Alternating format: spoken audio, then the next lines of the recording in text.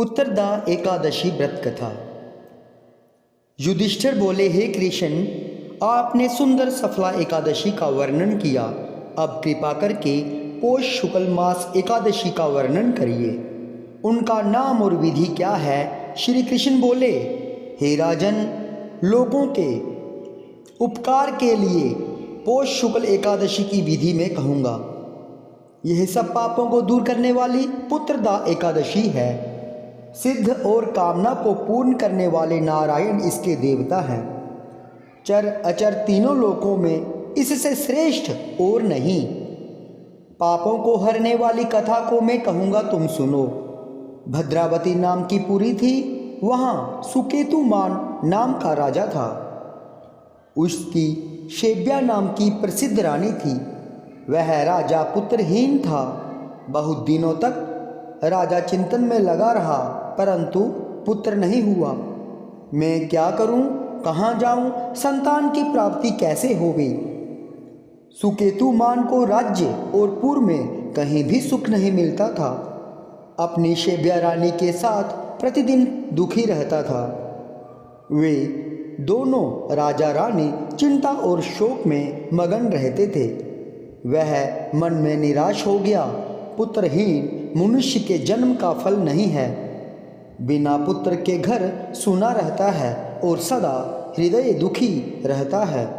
पुत्र के बिना पितृ देवता और मनुष्य के ऋण से नहीं छूटता। इसलिए मनुष्य को प्रयत्न करके पुत्र उत्पन्न करना चाहिए। जिनके घर में पुत्र है उनका इस लोक में यश होता है, परलोक में गति होती है।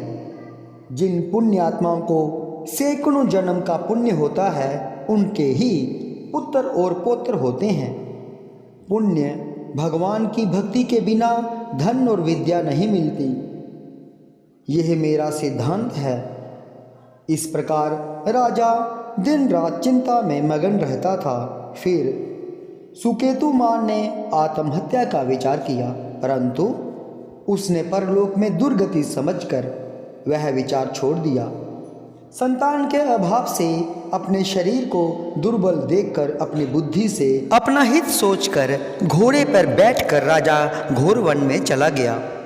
पुरोहित आदि किसी को यह मालूम नहीं हुआ। वन में इधर उधर भ्रमण करता हुआ चिंता करने लगा कि मैंने ऐसा कौन सा बुरा काम किया जिससे ऐसा दुख मिला। मैंने यज्ञ और पूजा से देवताओं को संतुष्ट किया, मिष्ठान भोजन तथा दक्षिणा देकर ब्राह्मणों को संतुष्ट किया, समय अनुसार प्रजा का पुत्र की तरह पालन किया। यह सब करने पर भी मुझको ऐसा कठिन दुख क्यों मिला? इस प्रकार चिंता करता हुआ आगे वन में चला गया। पुण्य के प्रभाव से कुमुदनी से सुशोभित मानसरोवर के समान एक सुंदर सरोवर देखा। यह सरोवर चकोर चकवा और राजहंसों से शोभायमान था। उसमें मगर, मछलियां और जल के जानवर रहते थे। ऐश्वर्यवान राजा ने सरोवर के पास बहुत से मुनियों के आश्रम देखे और अच्छे शकुन होने लगे। राजा का दक्षिण नेत्र और दक्षिण हाथ फड़कने लगा। इन अंगों का फड़कना शुभ सूचक प्रतीत हुआ। सरोवर के किनारे मंत्रों का जप करते हुए मुनियों को देखकर घोड़े से उतरकर राजा उनके सामने खड़ा हो गया। व्रत करने वाले मुनियों को अलग अलग प्रणाम किया। हाथ जोड़कर राजा ने सबके लिए दंडवत किया। राजा को बहुत हर्ष हुआ। वे मुनीश्वर भी प्रसन्न होकर बोले, हे राजन, आपकी क्या इच्छा है सो कहिए। राजा बोले, हे तपस्वियों, आप कौन हैं और आपका क्या नाम है? आप यहाँ किस लिए आए हैं सो कहिए। मुनि बोले, हम विश्वदेवा हैं और स्नान करने के लिए यहाँ आए हैं। माघ का महीना निकट आ रहा है। आज से 5वें दिन माघ लग जाएगा। आज पुत्रदा नाम की एकादशी है। हे राजन, पौष शुक्ल एकादशी पुत्र की इच्छा करने वाले को पुत्र देती है। तब राजा बोला, पुत्र उत्पन्न करने के लिए मैंने भी बड़ा प्रयत्न किया है। यदि आप प्रसन्न हैं तो मेरे लिए सुंदर पुत्र दीजिए। तब मुनीश्वर बोले, हे राजन, आज पुत्रदा नाम की प्रसिद्ध एकादशी है। आज ही इस उत्तम व्रत को करिए। हमारे आशीर्वाद से और भगवान की कृपा से आपको अवश्य ही पुत्र प्राप्त होगा। इस प्रकार उनकी आज्ञा से राजा ने पुत्रदा एकादशी का उत्तम व्रत किया।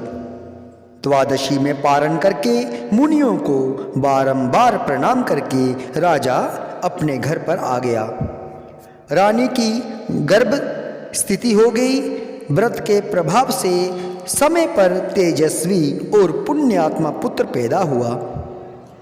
वह बालक पिता को प्रसन्न रखता था। फिर वह गद्दी पर बैठकर प्रजा का पालन करने लगा। हे राजन, इसलिए पुत्रदा एकादशी का व्रत करना चाहिए। इस पुत्रदा के व्रत को जो मनुष्य करते हैं वे मनुष्य इस लोक में पुत्र को प्राप्त करके मरने पर स्वर्ग को जाते हैं। जय श्री कृष्ण।